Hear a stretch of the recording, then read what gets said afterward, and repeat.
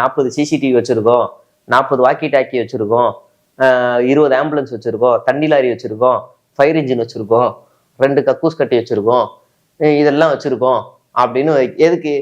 வேற ஏதாவது ஒரு கட்சி இந்த மாதிரி தமிழ்நாட்டுல எவ்வளவோ கட்சிகள் இருக்கு, எவ்வளவோ கட்சிகள் இருக்கு. ஏதாவது ஒரு கட்சி இப்படி விளம்பரம் பண்ணுதா? நாங்க அதை வச்சிருக்கோம், இது வச்சிருக்கோம். இது என்னன்னா சொந்த கட்சி தொண்டர்களை கேவலப்படுத்துற செயல்.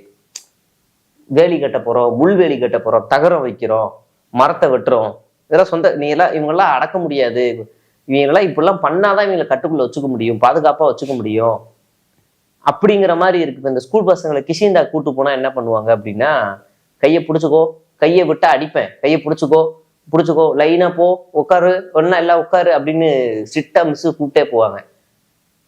அதுல கூட ஒரு கண்டிப்பு இருக்கும், ஒரு உரிமை இருக்கும். இது அதை விட மோசம். எங்கேயாவது எதையாவது 7:30 இழுத்துருவாங்களோ, தகரத்தை பேத்துருவாங்களோ, வண்டியை சேதப்படுத்திடுவாங்களோ அப்படின்னு சொந்த கட்சி தொண்டர்கள் மேலே நம்பிக்கை இல்லாத ஒரு மாநில தலைமை இந்த மாதிரி மோசமான வேலையை செஞ்சு ஒரு கூட்டம் நடத்துது.